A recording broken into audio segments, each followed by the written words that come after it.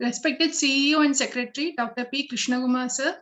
Our beloved Principal, Dr. P. Maniarasan, sir. Respected Dean, Computing, Nehru Institute of Engineering and Technology, Dr. N.K. Sakthivel, sir. Honorable Chief Guest and Resource Person, Professor Unikrishnan, Professor, Decision Sciences, Chairperson, Data Center and Analytics Lab, Chairperson, Career Development Services from Indian Institute of Management, Bangalore. Respected Head of the Department, Dr. S. Subhashri Madam, Computer Science and Engineering, faculty members, all the dignitaries, my dear students. Also, I would like to welcome all the deans, HODs, staff members from various departments of Nehru Institute ma'am, CEOs are joining. Sir is on the line, please. Sir, very good afternoon, sir. Very good afternoon, sir. Good afternoon. Thank you, sir. Thank you for your blessing, sir. Thank you, sir. Shruti, you continue, please. I once again welcome you all. A gracious good afternoon and warm welcome to each and everyone. If you are not willing to learn, no one can help you. If you are determined to learn, no one can stop you. With these great meaningful words, it's my immense pleasure to welcome you all to the 5-day skill development program in Big Data, Analytics and Business Intelligence in association with Computer Society of India, proudly organized by our Department of Computer Science and Engineering, Artificial Intelligence and Data Science, Computer System and Businesses, Computer Science and Business System. And this is our day 1.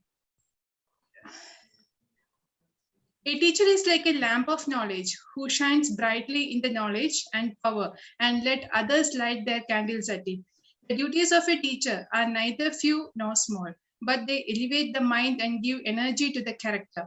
A good teacher, a great intellectual personality, yet humble, who make us to think great and do great. With these words, now I am delighted to humbly request Dr. S. Subhashri Madam, Professor and Head, Computer Science and Engineering Department, Nehru Institute of Engineering and Technology, to deliver the welcome address. Madam, please. Thank you, Shruti. A very good afternoon, one and all present here. It gives me immense pleasure and privilege in welcome you all for this 5-day skill development program on Big Data Analytics and Business Intelligence, jointly organized by Department of Computer Science Engineering, Artificial Intelligence and Data Science, Computer Science and Business System with Computer Society of India, Nehru Institute of Engineering and Technology, Coimbatore, Tamil Nadu. The future belongs to those who learn more skills and combine them in creative ways. Skill development program and big data analytics and business intelligence is used to deal with the business operations and performance. Big data analytics is a form of advanced analytics which involve complex application with elements such as predictive models, statistical algorithms, and what-if analysis powered by analytics skill. I hope this 5 days skill development program will give you insight about big data analytics and business intelligence. Coming to the assigned duty of proposing a welcome address, with the visionary leader of our founder chairman, Shri late P.K. Sir blessing, I start my official duty of proposing my welcome address. Leadership is an action, not position. Like this quotes, our chairman and managing trustee, Nehru Group of Institution, Dr. P. Krishnadas sir, who is always motivating us, inspiring us, and guiding us to do more number of programs and events. On behalf of organizing team, I place my greatest gratitude in welcoming our beloved chairman and managing trustee in his absentia. The key to successful leadership is influence, not authority. It is always our CEO and secretary, Nehru Group of Institution, Dr. P. Dineshkumar sir, who is always supporting us, encouraging us with his kind heart, understanding our difficulties and extending his supporting hands to conduct this type of skill development programs, workshop, and events in a grand manner. At this juncture, on behalf of organizing team, I would like to place heartfelt gratitude to welcome our beloved CEO and secretary to grace this occasion with his presidential address. Welcome you, sir.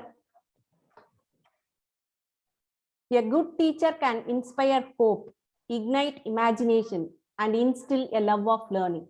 At this juncture, I would like to welcome our chief guest of today's program, Professor Dr.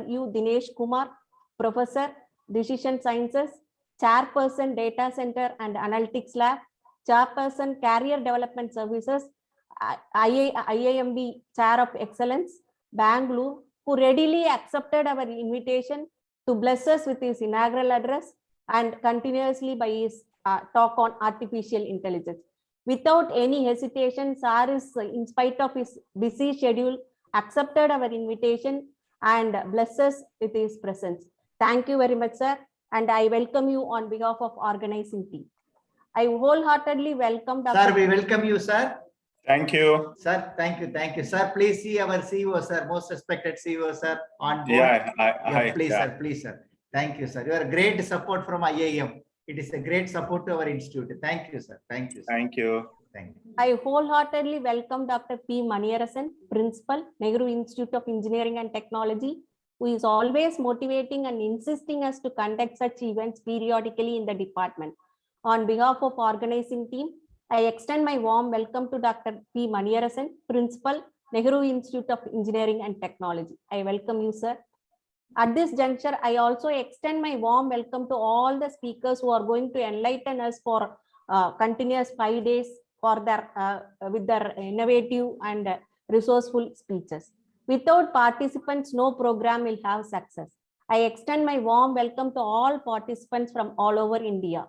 With your overwhelming support, I am sure this program will provide us a new path to learning. At this juncture, I extend my welcome to Dean, Directors, and heads of various departments and all faculty members. It is not very easy to conduct these type of program without the coordination of our faculty members. I extend my warm welcome to our Dean, Dr. N.K. Sakthivel, Dr. Dineshkumar, Professor S. Mani, and all the faculty members of CSE and Artificial Intelligence and Data Science and Computer Science and Business System Department. Once again, I cordially welcome you all for this 5 days skill development program on big data analytics and business intelligence. Happy learning. Thank you. Thank you. Thank you, ma'am.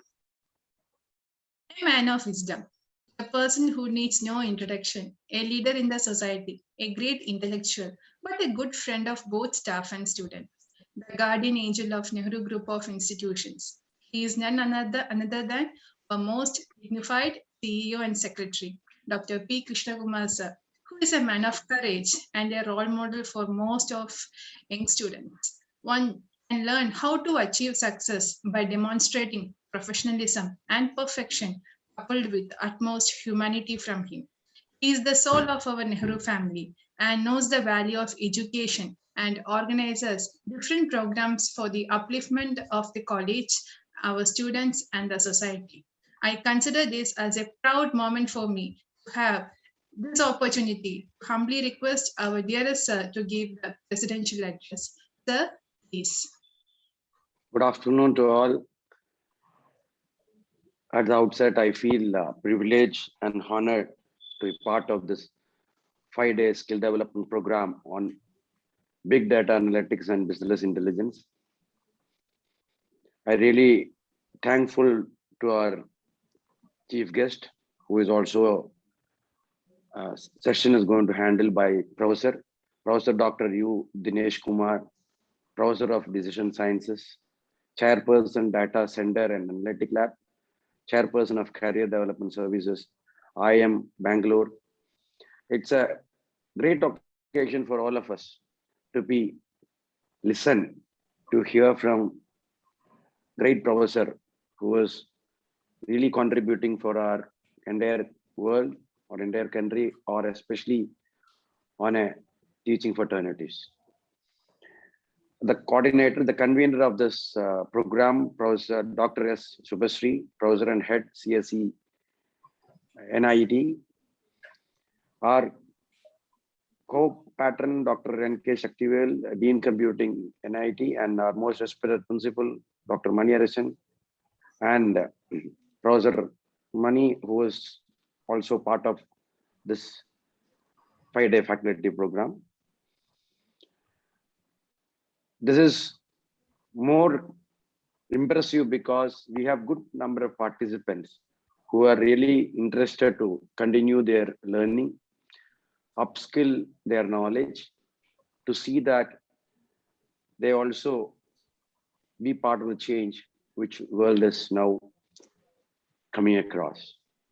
And the recent topic like big data analytics or business intelligence all have great relevance today, because the entire industry, also the entire business models are started implementing this new technologies to see that their decision making will be the best at any time.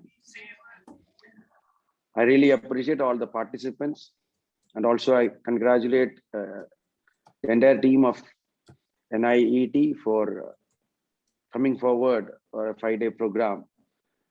And I don't want to take much time because the most respected chief guest, Professor from IIM, I think we are all eagerly waiting to listen from him and also to learn from him, so that our children who are part of our engineering college or the participants from other institutions can also contribute and teach the best things with the latest knowledge and information. So I take this opportunity to congratulate and wish all the best for all the teachers who are going to be part of this 5-day skill development program. Thank you so much. Thank you, sir. Thank you very much, sir. Thank you, sir. Thank you, sir. Thank you, sir. Thank you, sir, for your valuable words, your supports, your blessings. Thank you, sir. Every occasion and every ceremony holds someone special, a person who we all are waiting for, we all are awaited for, and who makes a difference.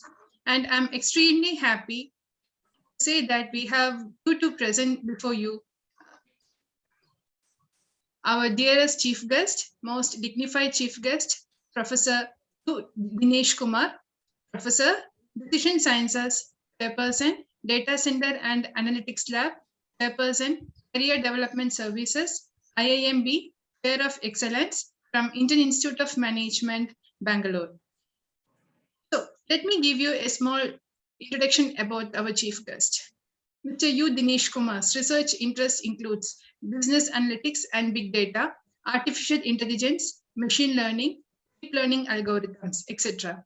He has published several research articles in reputed academic journals such as European Journal of Operational Research, International Journal of Production Economics, the Journal of Operational Research Society, Computers and Operations Research, IEEE Transactions on Reliability, International Journal of Reliability, Quality and Safety Engineering, and so on. He has published more than 30 case studies on business analytics and machine learning algorithms based on Indian and multinational organizations such as Avin Milk Dairy, Akshaya Patra Foundation, Apollo Hospitals, Big Basket, Flipkart, HP, HAL, etc. He has provided analytics consulting services to organizations such as Boston Consulting Group, GE Healthcare, General Motors, HAL, Indian Army, TVS Motors, Wipro, and so on.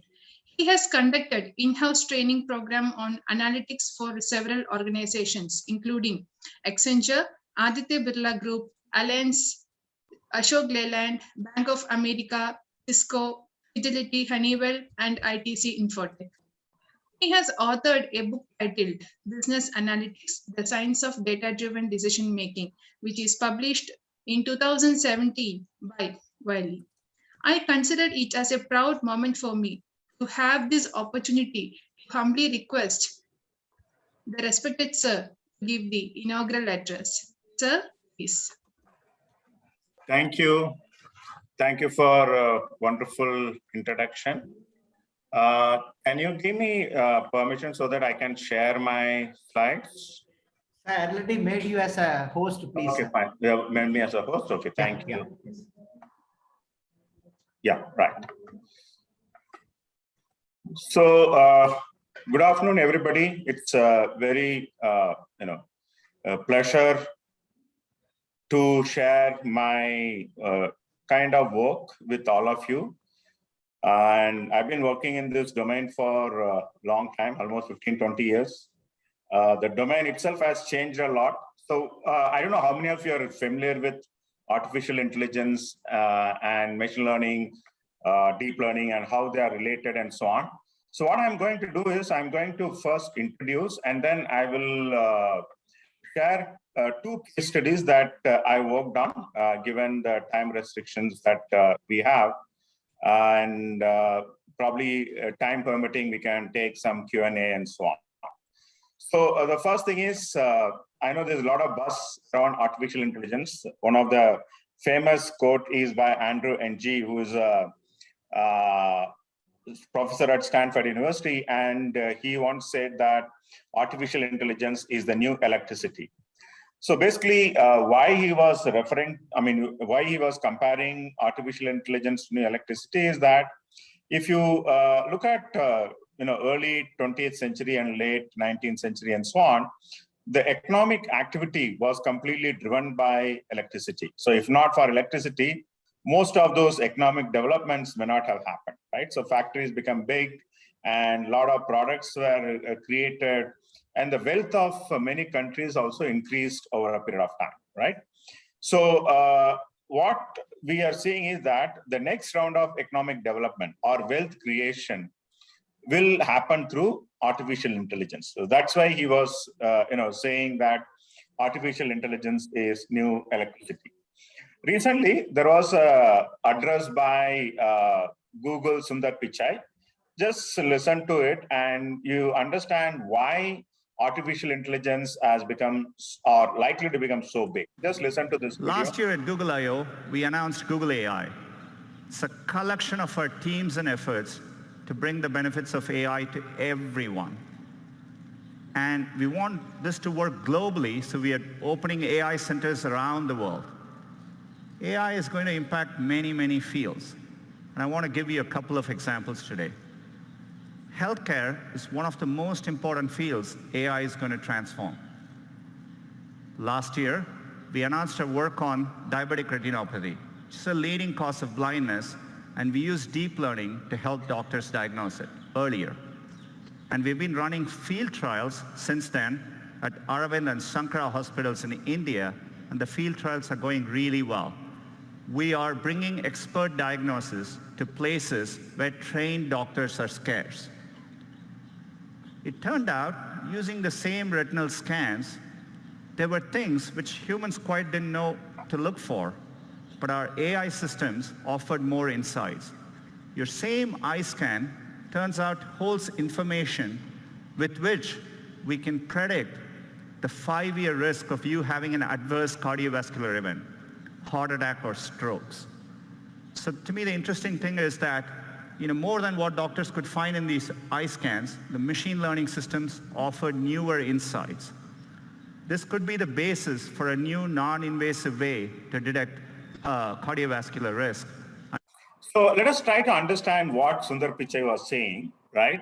So if you look at, let us say, somebody has a heart ailment, they go through a lot of tests, right? So, I mean, if anyone in your family had that experience, if you had gone to hospital, they go through a lot of tests. Now, what in this talk Sundar Pichai is saying is that they're able to make out existence of many different problems by just eye scan, right? So non-invasive procedure, even you can predict whether somebody will have a heart attack or cardiac related ailments in the future by just looking at the eye scan, right? So using AI, you are creating new kind of technologies which will be quite useful for human or mankind on many different aspects, right? So that's one aspect of AI.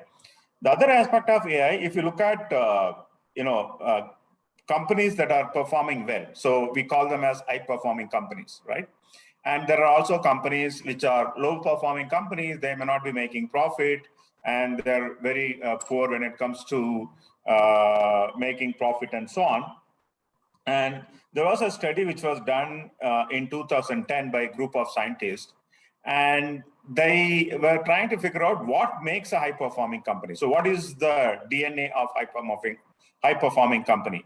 And they found that the existence of analytic sophistication, right? So basically, companies that are analytically sophisticated are becoming high-performing companies. So this is almost 10 years back. Now, today, if you look at large number of organizations, whenever they talk about competitive advantage or competitive strategy, most of that is driven through artificial intelligence. So that's why artificial intelligence becomes a very, very important and integral part of several organizations. I'm just going to show one more video, which basically tells us how the life with AI will look like in the future. So just watch this video.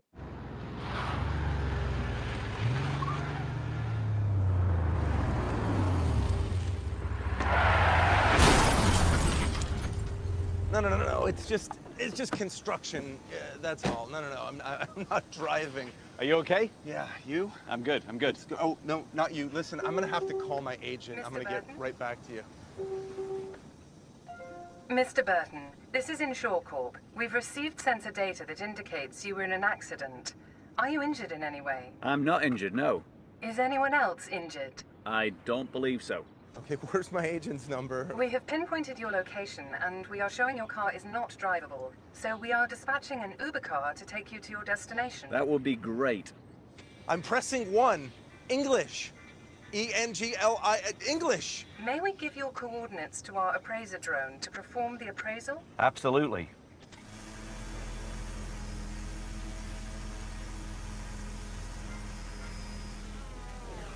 We have received the photos, assessed the damage, authorized the repair, selected a qualified repair facility, and have dispatched a tow truck to take your vehicle to that facility. Perfect.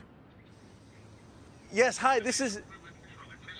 Yes, I'll hold. We have looked up the other vehicle's insurance, transmitted the appropriate data to create the claim, and filed the California SR1 accident report. Can you confirm the information is correct on your phone, then hit the accept button? I'll check it right now.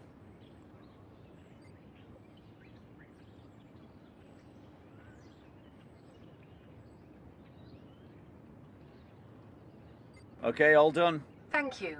Your Uber car is arriving now. I see it coming. Accident, not payment, accident. Your tow truck should be there now. Don't forget to leave your keys in the vehicle. Thank you for using Insure Corp, powered by Pivotal Labs. Okay, so if you look at what they're trying to say there is that there's an accident and a company is immediately figured out that the passenger has met with an accident and they are sending an alternative vehicle and there is a tow truck which is coming and picking up the damaged vehicle and the insurance gets paused immediately. Now remember, this involves large number of different types of technologies and most of these technologies is actually driven by AI. And so this is basically what we are going to see in the future. But today, there are large number of organizations which are run by machine learning algorithms. So let us watch this video and understand, what's happening around us as of now.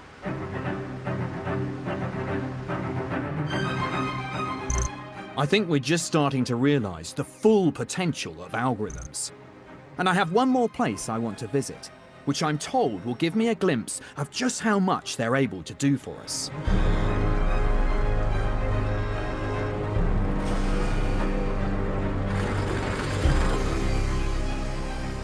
It's a world where almost everything is automated, where algorithms are in control. It's the largest automated grocery warehouse on Earth. It belongs to the online grocery retailer Ocado, and it's the equivalent of 45 supermarkets in one. Over 2 million items flow through this warehouse every day. And at any one time, there are something like 7,000 crates going over 25 kilometers of track. And controlling every aspect of this astonishing spectacle are algorithms.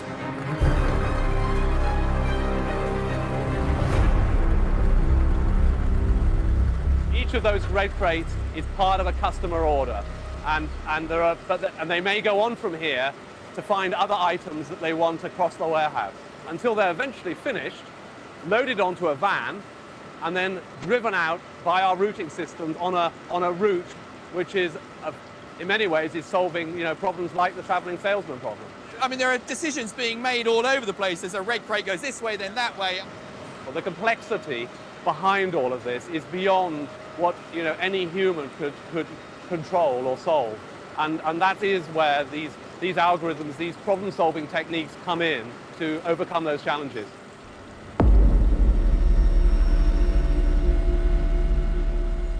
Everywhere you look, the invisible hand of the algorithm is at work. Forecasting algorithms monitor and replenish the stock of more than 43,000 products, anticipating customer demand. Control system algorithms manage the traffic of the more than 7,000 crates around the warehouse. And van routing algorithms control the movement of the fleet of over 1,500 vans, testing over 4 million different route combinations every second. You can almost see the mind of the machine at work. And it's not a static process, so that's why there's a huge amount of machine learning in here. And so it's like a self-adapting organism. It's constantly having to learn how to do it better. And people couldn't do that. The machine has to tune itself. So who would you say was actually in control of the whole thing? Well, ultimately, it's the algorithms that are in control. So if you see what is happening around us is that the world is changing too quickly, and most of this change is happening through AI, ML, and so on. Now let us try to understand what are we talking about. So this FDP is on big data analytics and so on. So we can, in general, talk about analytical thinking, right? So when you say analytical thinking, we are talking about, you are having a process of decision making which is driven by analytics. Within that, artificial intelligence is like superset, and machine learning is a kind of subset within artificial intelligence. And then you have within machine learning, you have many different techniques, and one of them is deep learning. So let us try to understand these different aspects. So artificial intelligence is nothing but intelligence demonstrated by machines. So the question is, what do we mean by that? Now, if you look at intelligence, right, or when we talk about intelligence, one of the primary aim of intelligence is that it allows us to take decisions, or it allows us to take or solve problems. Now, the question is, do we have machines which can take decision, whether machines can solve problems? Today, there are a large number of machines which can take decisions and which can also solve problems, right? So let me show one more video. So just this thermostat will make you love your thermostat. It's in millions of homes around the world. It's saved billions of kilowatt hours of energy so far. And that's just the beginning. Meet the third generation Nest Learning Thermostat. It has a bigger, sharper screen, and it's even better at learning what you like. Just turn it up or down.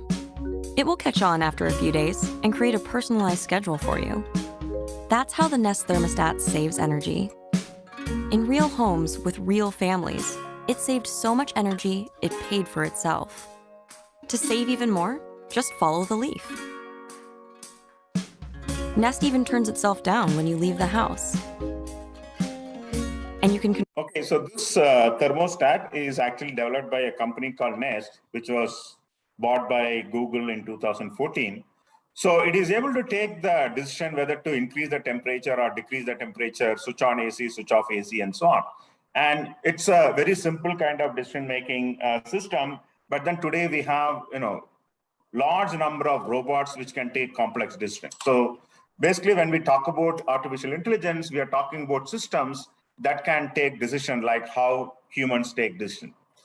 Then within the artificial intelligence, we have machine learning. These are basically algorithms or systems which learn like how humans learn.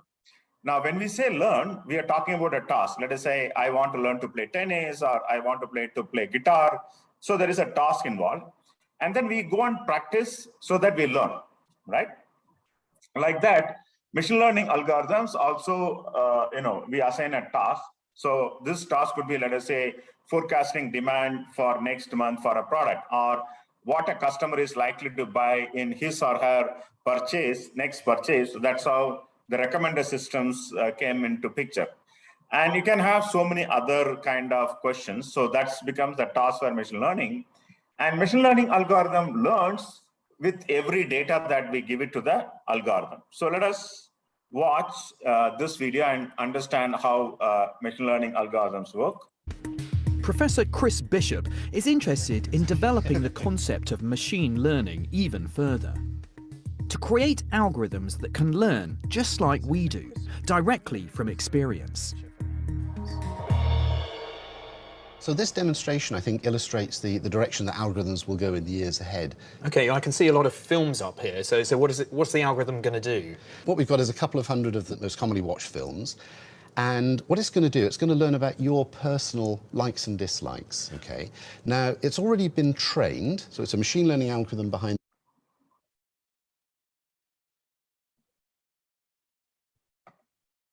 the scenes, but it's already been trained on data from about 10,000 people.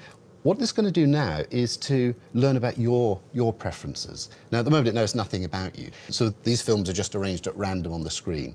So what I need you to do is to find one of these films, either one that you like or one that you don't like. If you like it, you can drag it across to the green region. Okay. If you don't like it, across to the red region. All right, so Rushmore, I'm a big fan of Rushmore. So you like Rushmore? Let's stick that. Well, okay. Right. So what's happening now is that if a film is down the right-hand side near the green region, it's very confident you'll like it. Okay. So down here close to the red region, it's very confident you won't like it. And in the middle, it's 50-50. It doesn't really know. Uh-huh. So what if I choose a movie in the middle here? I'm not a great Austin Powers fan, all right. So let's shoot that one. Okay, so you see they're beginning to spread out sideways a little. It's going to be a little bit more confident. Yeah. So yeah, it's pretty good here because yeah, I'm a big fan of Dr. Strangelove. Okay. And yeah, I'm a big fan of Woody Allen, but Spinal Tap. No, I think it thinks I'll like that. So that's interesting. So when it was confident you liked them and you said you liked them, not much happened because it didn't learn much from that data. Yeah. When it was confident you'd like it, in the case of Spinal Tap, and you said, I don't like it, there was a big change. It's learning things from me. I'm actually changing the algorithm as I interact with it. Exactly. Whereas Connect was trained in the laboratory and then frozen, this algorithm continues to adapt and continues to evolve throughout its life. The more films that you rate as like and don't like, the more it knows about you personally and the better able it is to make good recommendations. This algorithm is beginning to feel much more human in the way that it interacts with the world.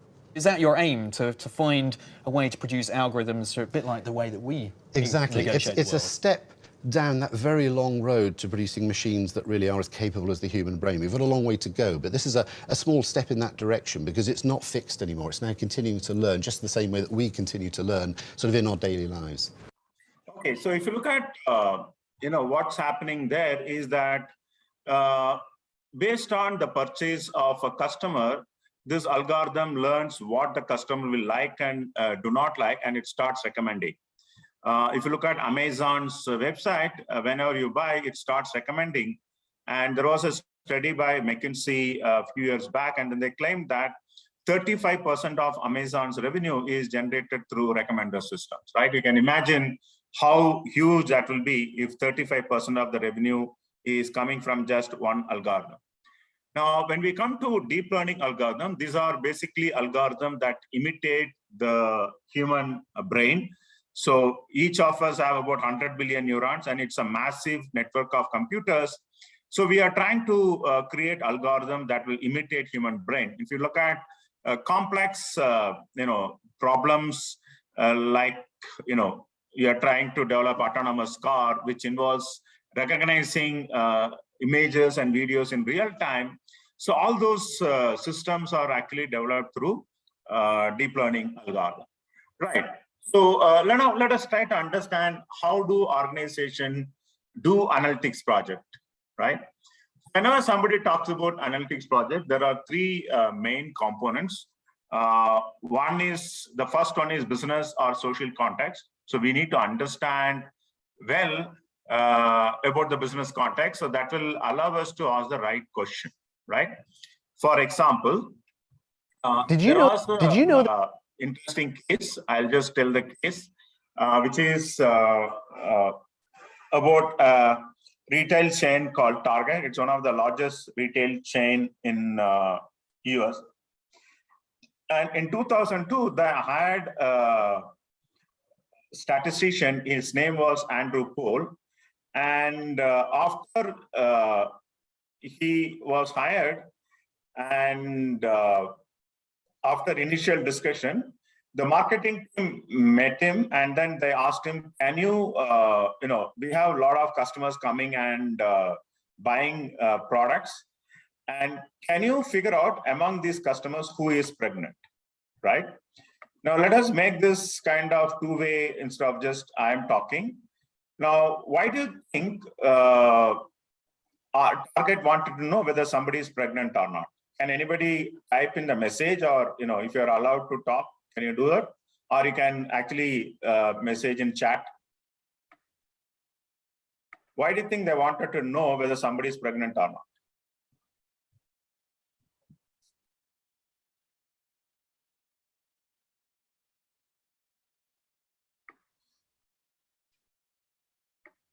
Okay, let me tell you the answer, right?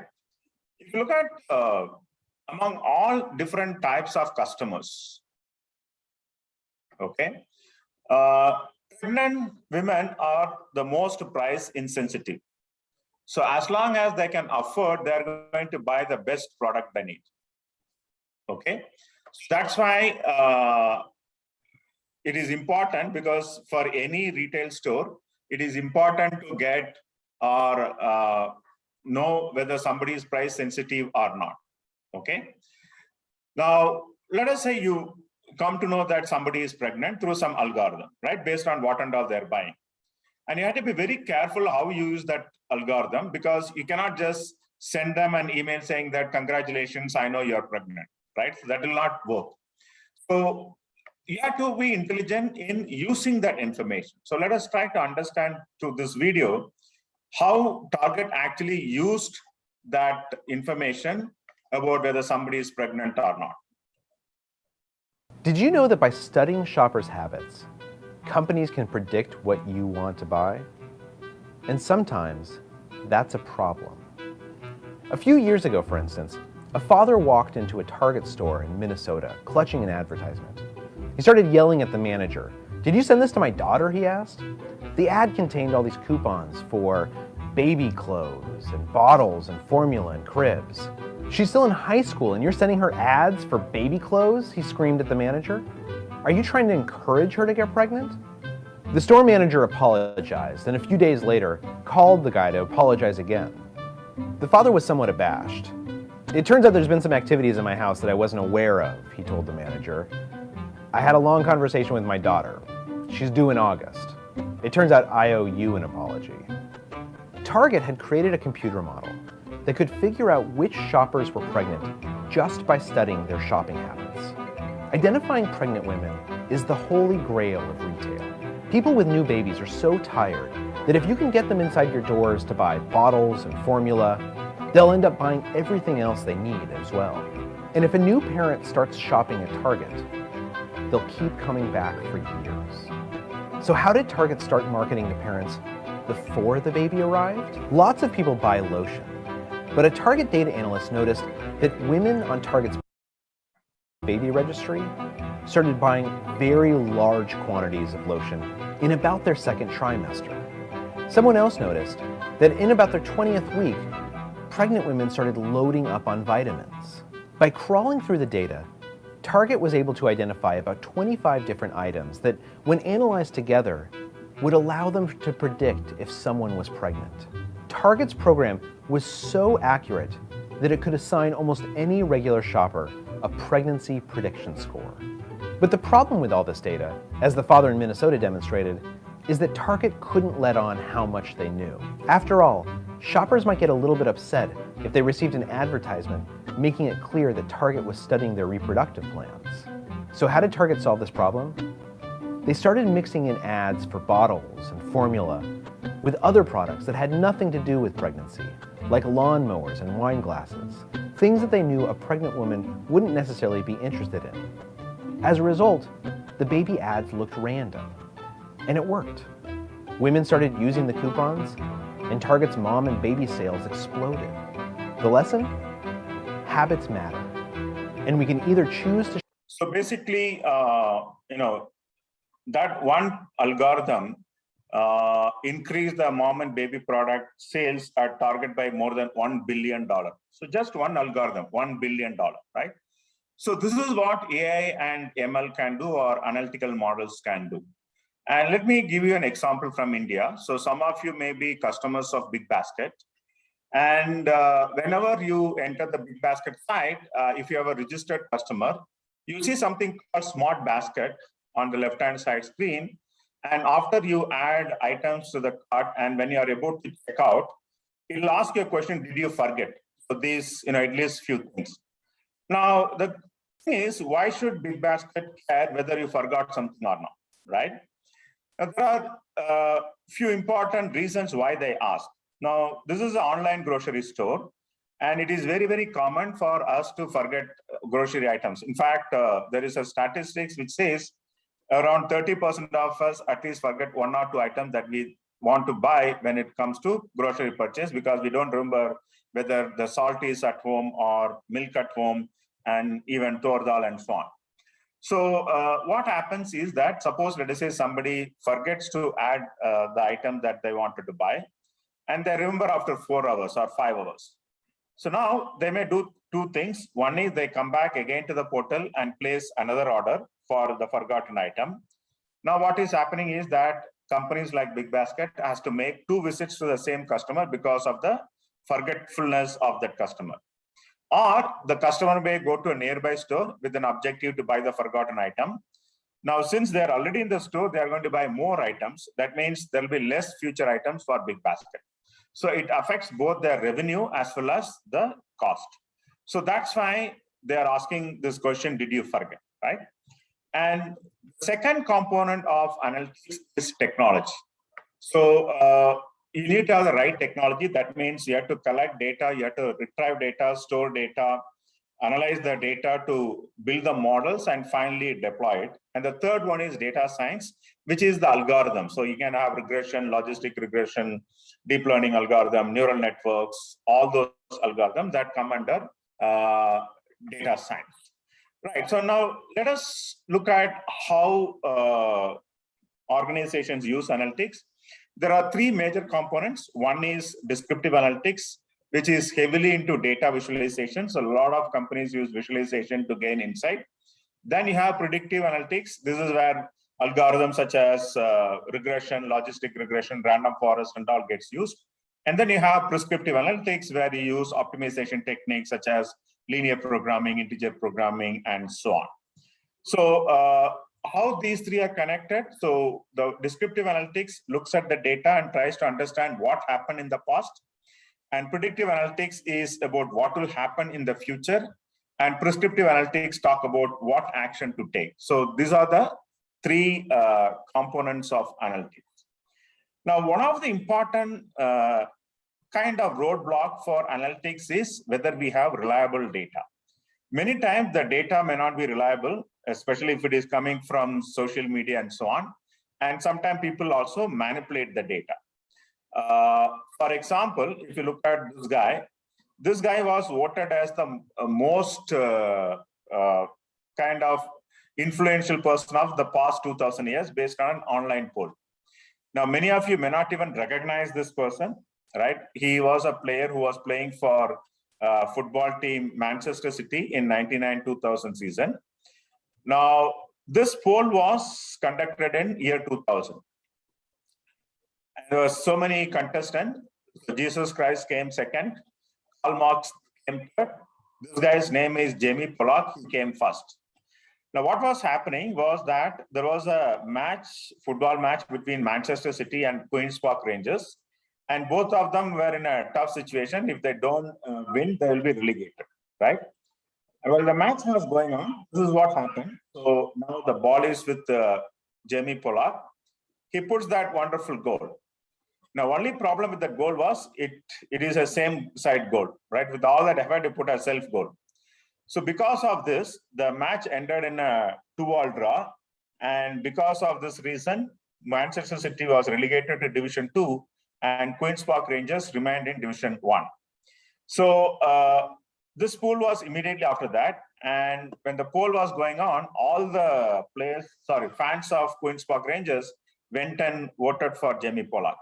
Now, what I'm saying is whenever you're doing data science or analytics and so on, be careful with the data, because sometimes the data you have maybe manipulated data, and based on that, you derive insights and then take decisions and so on. It can result in a big problem. Right. So when we talk about analytics projects, there are 4 types of projects. The first type is prediction problems like forecasting demand or customer lifetime value and so on. The second is classification problems like customer churn, attrition, fraud, credit risks. And the third is matching problem. You recommend a system and all come under matching problem. And the final is optimization problem, which is vehicle routing, traveling sales and problem and so on, or basically optimization problem. Now, what I'm going to do is I'm going to talk about I'll skip this. I'm going to talk about 2 cases that we worked on, and I'll tell you how we came up with a solution for those problems. The first one is, as I just discussed, customer analytics at Big Basket, product recommendations. So as I just mentioned, how do you predict whether somebody has forgotten something or not, right? Now, when we try to solve this problem, there are a lot of issues come in, because most of the, or many times we'll have seasonal items. So for example, there could be a promotion. There could be a combo offers given by this retail store. In this case, I'm showing a particular combination offer, rice, dal, sugar, and oil for close to 1,200 rupees, right? Now, this SKU may not, SKU stock keeping units, it may not exist in the future, right? They may not be making this offer. And also, whenever you want to ask a question, did you forget? Is it worth asking, did you forget Coke 200 ml or Coke 500 ml, or did you forget soft drink, which is the better strategy, right? Now, why we are discussing this is because at that time there are 18,000 SKUs or 18,000 unique products. Now, if you go and ask at SKU level, the number of rules that you have to generate will run into several millions. So the complexity of the problem will increase many folds when you try to recommend or ask question, did you forget at that SKU level, right?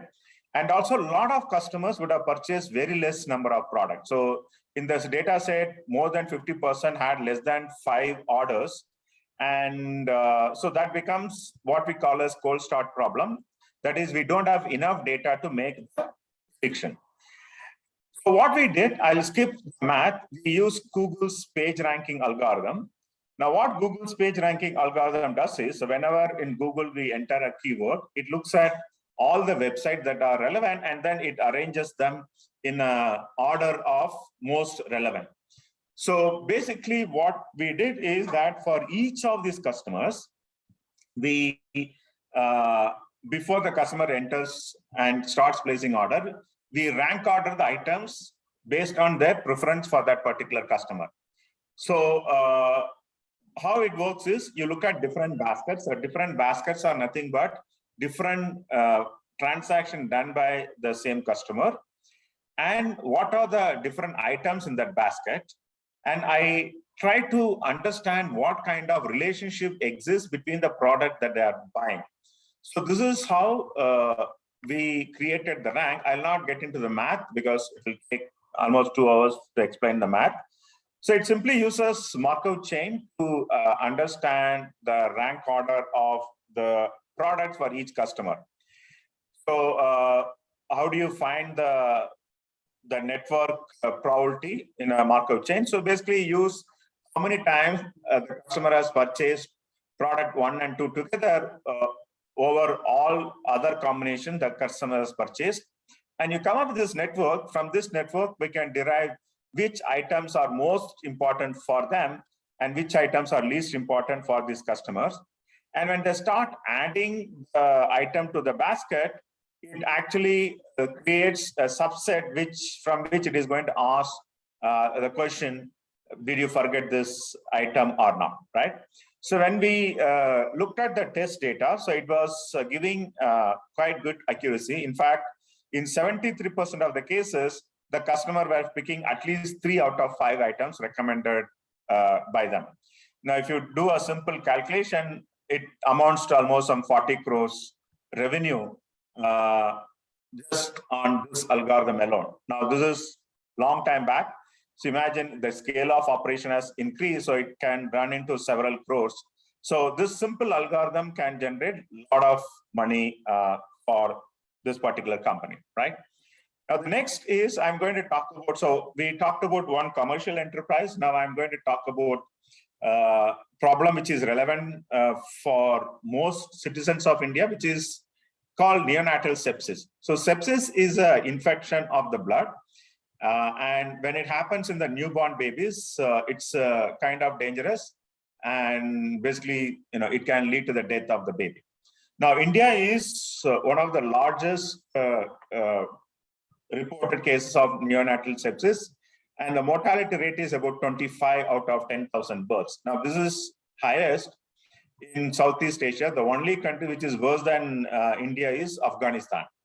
And if you look at developed countries such as, say, Japan or Germany and so on, the neonatal sepsis case is almost 0.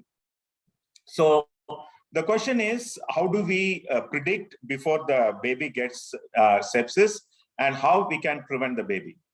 Now, there are a lot of problems which are resulting in this sepsis. For example, if you look at villages, they may not have good hospitals and so on. They may have just ASHA workers helping the pregnant women. And the data says that about 40% of the babies died during the transport. So let us say they realize that the baby is in a critical stage, and it takes some time before they transport the baby to the nearby hospital. And the travel itself, many of them die. And of course, there are a lot of poor infrastructure, delayed diagnosis, lack of facilities. So for example, to find out whether there is a sepsis or not, they have to do a culture test. And even in city like Bangalore, if you give for culture test, before you get the report, it may be 3 days.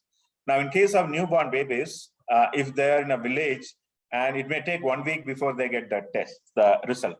So it can cause large number of problems. And as we are seeing from the data that India has one of the largest death rate across the world. So what we did, we collected data from 4 different hospitals. And when you collect the data, there is invasive data and non-invasive data. So invasive data is basically you're doing blood test and all that. And non-invasive is like you are looking at the pulse, you're looking at the heart rate, you're looking at the behavior of the baby and so on. And using this, we collected large number of models. So we had about 1,676 observations and 210 variables. And these are multiple observation of the baby every day. So we may observe the baby every 2 hours, or if required, even every 1 hour on 449 babies. Now, again, I'm going to skip a lot of math here. So what we did, we developed large number of machine learning models, which can be used at ASHA worker level and using non-invasive features and also using invasive feature and so on.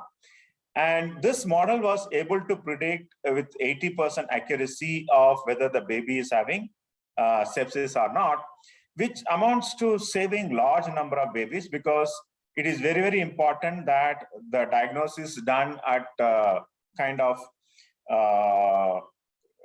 in real time and as quickly as possible, so that the right kind of treatment can be given to the baby, right?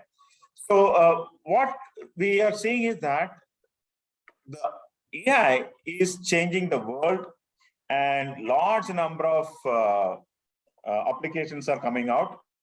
And this sepsis is now deployed in a mobile phone as an app.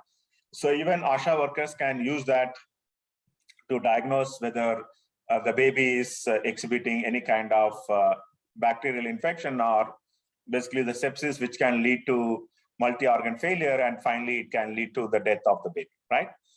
So I thought I'll discuss 2 simple cases, and probably you may have a lot of questions. So I'll try to answer rather than, answer to your question rather than going through some large number of cases that we have done. But before I conclude, it's a very, very important domain, and we do large number of like industrial projects and even deploy solution for many industries. And most of these are published as a case studies at Harvard Business Publishing. If you go to Harvard Business Publishing case portal, and if you look for analytics cases, you'll find large number of case studies published by IIM Bangalore. Okay. With that, I'll stop here, and I'll be happy if you have questions. I'll be happy to answer if you have questions. Great, sir. Great, sir. Very wonderful session, sir. Great, sir. Thank you, sir. My dear participants, it is a great opportunity to share your ideas. Even if you have any doubts, clarification, you can clarify with the professor. Please. You yourself can unmute and can interact with the sir.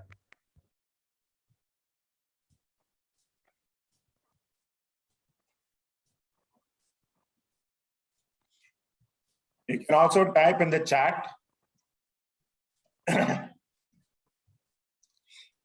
If you have questions, you can type in the chat also.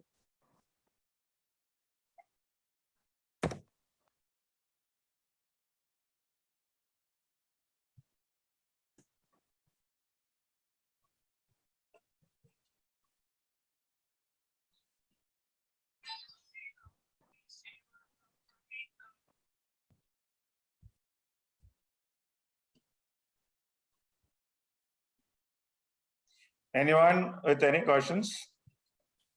Dear faculty members, you can discuss with the sir. Dear students who are studying artificial intelligence, machine learning, business systems can interact with the sir. It's a great opportunity. No need to hesitate, please.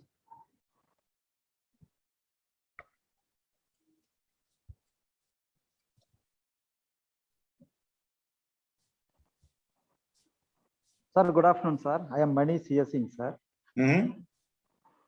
Sir, to become an expert in AI, what are the programming languages, sir? We must be studied well, sir. So to start with Python, right? And then you have now TensorFlow, PyCraft, and so on. But then, yeah, Python and others will follow. So you have to master Python. Okay, sir. Okay. Okay. Sir, how far that R programming language will be helpful, sir? In which area we wanted to focus? So R is good for statistical analysis, right? In fact, we are running, we're just completing a book on machine learning using R. So the difference between R and Python is when you want to deploy a solution, Python scores better than R. That's why if you look at industries, they more focused on Python. But then in academic world, we use a lot of R, but then you can do most of the things using R, like how Python does. But then there is a preference because Python is not just for statistical analysis. You can do a lot more things with that. That's why people have preference for Python. For researchers, R is good enough. Thank you, sir. Okay, so websites to learn AI and ML. So we have IIM Bangalore has predictive analytics course. We are going to launch AI program in January. It's a MOOC-based program. You can actually look at that. And we have published large number of Indian cases, these are basically, I'll show you the thing. These are on Indian companies. I hope you can see my screen. So these are all published at Harvard Business Publishing. So for example, I spoke about Big Basket, how it is using. And this is on Jain University, where they're trying to predict whether a student will be placed or not after the course. This, many of you must be using ID Dosa Butter. So how do you forecast demand for a short shelf life item? Because these last for just 7 days. Dosa Butter, if it is not sold within 7 days, it has to go back to them. And we looked at 4,000 outlets in Mumbai and trying to predict the demand at each of these outlets, which will minimize the returns. And we also looked at Akshay Patra. They run free meal program for school children. So a lot of analytics problem there to solve. For example, like their meal at that time is budget is about 7 rupee 50 paise. So how do you manage within 7 rupee 50 paise, given that the vegetable price fluctuate a lot and so on? And forecasting demand for food at Apollo Hospital. This is like in Indian IT sector, a lot of people accept the job, but they don't join. Can you predict that? And here, Urega Forbes, you must be familiar with the water purifier. So they have more than 8 lakh customers visiting their website, and only about 2,000 people buy. So can you predict which customer is likely to buy, right? And this is from politics, how BJP was using the WhatsApp. And this is, can you predict the treatment cost of a patient before admitting the patient? So you'll find large number of cases. These are all from Indian companies across different sectors, right? So there are so many sources, and there are a lot of books. I can share the books that we have published. You can learn through that, okay?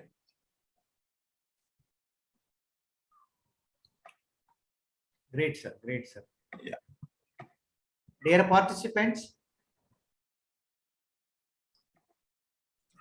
Sir, is there any specific program related to artificial intelligence and machine learning, especially IIM is offering to outside students? Any Yeah. So we crash? have, yeah. So we have what we call as MOOC, massive open online courses, right? And within that, we have programs on machine learning, within that programs of artificial intelligence. And we are going to launch 1 year or almost 16-month program on artificial intelligence, right? So once the details are finalized, it will be launched. I mean, it will start in January. I can share the data with Dr. Sakthivel, and probably you can share with all the participants. Sure, sir. Sure, sir. Thank you very much, sir. Please. It's a great opportunity to our students and all, please, sir. My dear students, if you have any doubt, we can ask, we can discuss with the sir. It's a great opportunity. Sir, we are extremely happy. You shared more than 1 hour, your precious time you shared with us and shared your expertise, sir. We are extremely happy. Thank you very much, sir. Thank you. Yeah, thank great, you. Sir. Great. So sir, yeah, I mean, if you have any doubt later on, also you can ask me. I'm sharing my email ID. So you can always drop me an email if you would like to know anything. Okay. Sure, sir. Sure, sir. Thank you. Yeah. Bye. I Sir, log 1 out minute, now. please, sir. 1 minute. 1 minute, please, sir. Yeah, okay. Sir, great, sir. When time permits, please visit our institute when coming to Coimbatore, please, sir. Sure, I'll do that. Yeah, okay. Sir, what are thanks, please? Just it will take 1 minute only. Please. Okay, no problem. Sir, ma'am. Yes, sir. A bold and energetic leader, a brilliant teacher, a great eminent personality, a person known for his care and support. He is a person who desires nothing but a bright future for all his students. To propose the vote of thanks, I would like to call upon Mr. Mani, Professor CSE Department. Sir, please. Yes, sir. A warm and grateful good afternoon to our most valued honorable chief guest, Professor U. Dineshkumar, IIMB, CEO and Secretary, Dr. P. Krishnakumar, Principal, Dean, Director, HOD CSE, HOD of other departments, all faculties and students, everyone gathered here. It's my privilege to propose a vote of thanks speech and acknowledge the contribution of those who worked really hard to make this 5-day event happen. On behalf of Department CSE and the entire fraternity of the institution, first of all, extend my most sincere thanks to the Almighty God for making today's event a resounding success. With His blessings and grace, we are able to make this event what it was. On behalf of department, I extend a really hearty vote of thanks to our CEO and Secretary, Dr. P. Krishnakumar, who spared his valuable time from his busiest schedule to grace the occasion. On behalf of the department, I extend a really hearty vote of thanks to our chief guest and resource person, Professor U. Dineshkumar. Your thoughts have enlightened our minds and have shown us a new path. My sincere gratitude to you, sir. Thank you, sir. Thank you, sir. Great, sir. Thank you. Thank you. Bye. All the best for the rest of the program. Bye. Thank you, sir. Thank you, sir. Great, sir. Thank Great, you. sir. Thank you very much, sir. Thank you. Thank you. Bye. A special mention to our respected principal, Dr. P. Maniarasan, for being the catalyst that stimulated us to do our best and standing as pillars of strength. Thank you, sir. An event like this cannot happen overnight. The wheels start over rolling weeks ago with Dr. Dean Computing, Dr. N.K. Sakthivel, sir, for his well-versed dedication and determination towards the event. Thank you, sir. Thank you, sir. I must remark a proficient sense of gratefulness to our HOD, Dr. S. Subasiri, Professor and Head, CSE, with her all finest management, planning, and practices. Thank you, ma'am. Thank you, sir. Thank you. Further, a big thanks to the coordinators of this event for their great efforts. With their appreciating ideas, I mention my sincere sense of gratitude to all of them. I would like to place my hearty thanks to all the volunteers and participants, because of whom we made this event successful. Thank you. Once again, I would like to state that we are glad to all the speakers over here on the meeting. We thank you for being with us. It has remained a pronounced pleasure. Have a great day. Thank you all.